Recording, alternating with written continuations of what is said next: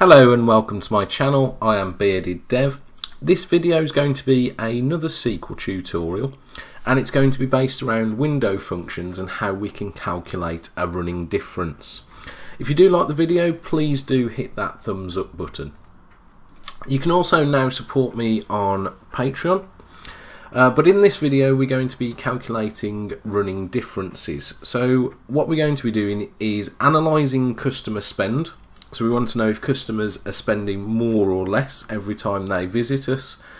So we're going to be calculating the running difference to do that.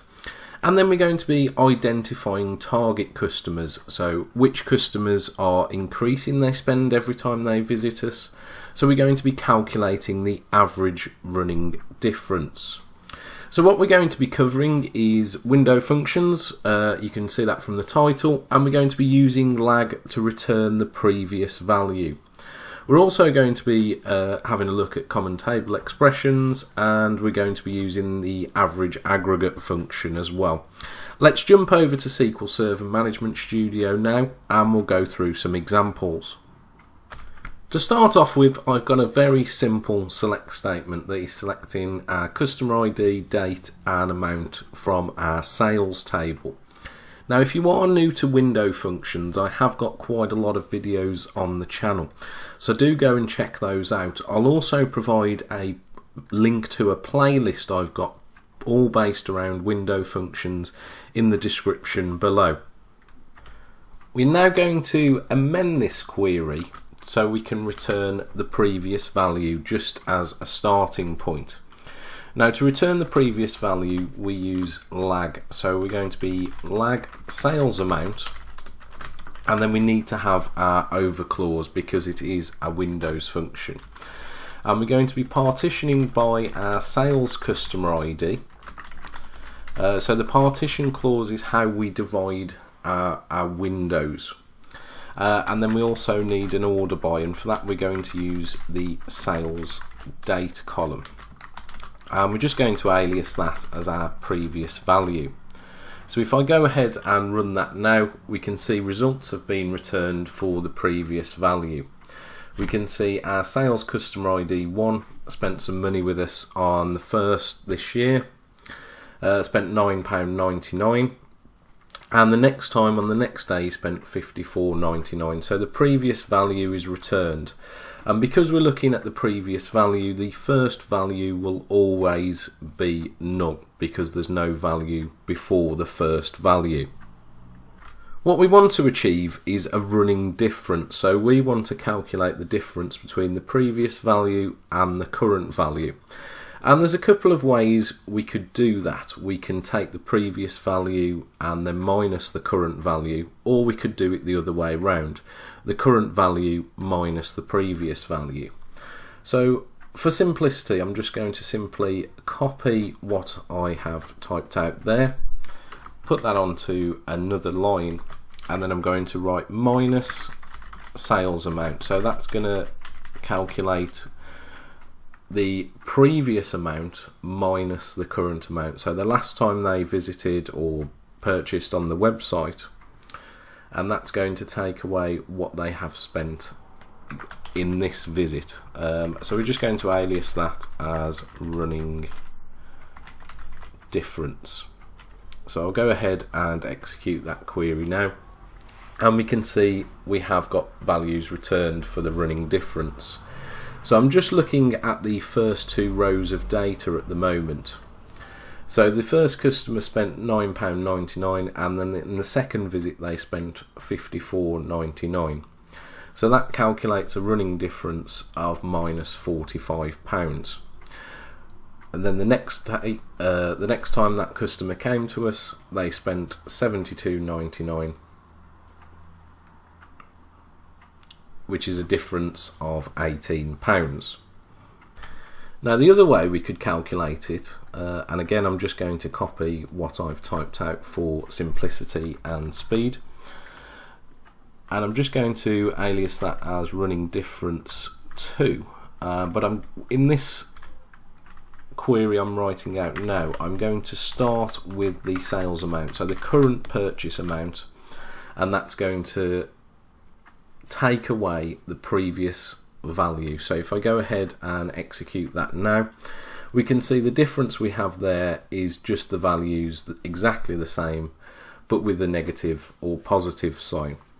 So that's actually the value we're going to use, is RunningDifference 2. So we can see how the values are actually increasing in this case. That is the calculation we're going to go with.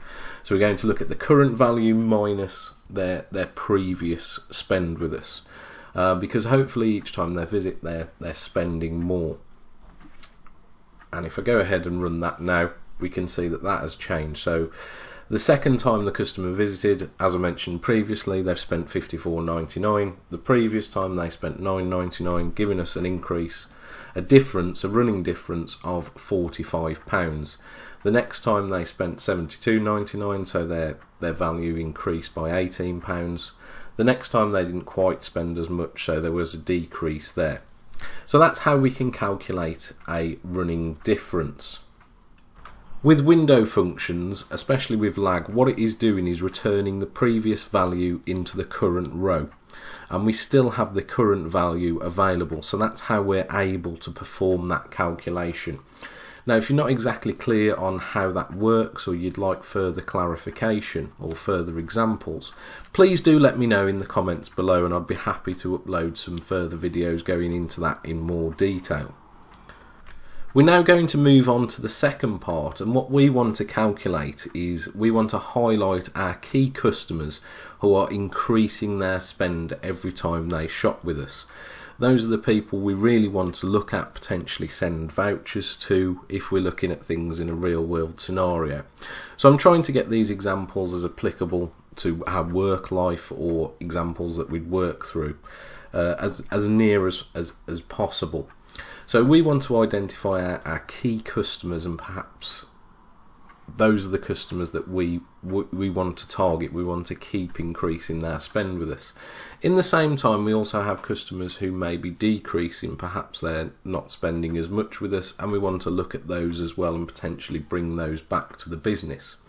So what we're going to do is calculate an average of the running difference to identify which customers have the highest average. Now, to do that, we're going to drop this statement with written out here within a CTE. Again, if you're not familiar with CTEs, I do have a video on the channel, and I will provide links to that in the description below. So we're going to open and close our CTE. And remember, every column within a CTE must have an alias, a column name. So if you get to this point and you haven't given those new calculated columns values, do add aliases for them, otherwise you will see errors. So then simply what we're going to do is select our data from our CTE, and what we want to do is calculate the average running difference. So as mentioned in the video, we're going to use an aggregate function here. We'll just call that average difference. We're going to calculate that from our CTE, and then we're also going to order by average difference descending, so we can see the top customers there. And if I just add in our sales customer ID, which I forgot to do, so we want to find out per customer, and we're going to be grouping by our sales customer ID as well. So I'll just scroll up so you can see that a bit more clearer. I'll just add a comma there. So we're going to be selecting our sales customer ID, we're going to be looking at the average running difference, and we're going to be ordering by that average difference. So if I go ahead and execute that now, hopefully you can see the results clearly. If you can't, let me know in the comments below. So we can see our customer ID number 7, he has an average difference of 2.55 to 2 decimal places. So that is our key customer. On average, he typically spends more each time he visits us. And then we can see at the bottom, sales customer ID 3, his spend is typically going in the opposite direction. So maybe we need to target him or her to increase their spend with us. So I'll just remove the results grid there. You can do that by pressing Ctrl R on your keyboard, and we have the query on there full screen. Again, within the CTE, we can still run our select statement to see the results we have there, and then if we execute the whole thing, we can see our average difference. Again, I'll just remove the results so you can see that more clearly. So again, to calculate the running difference, we just want to know the current value minus the previous value. The benefit with lag as well is we can also use an offset. So if we wanted to look at the previous two values, for example, we could also have that as part of this calculation. So I really hope you have enjoyed that video.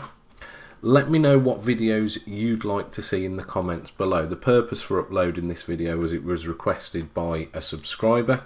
So if you do have any interest in any areas of T-SQL, SSIS, SSAS, SSRS, reporting services, I'm also doing some new videos on ClickView on the channel, and hope to have some videos up early next year on Power BI as well.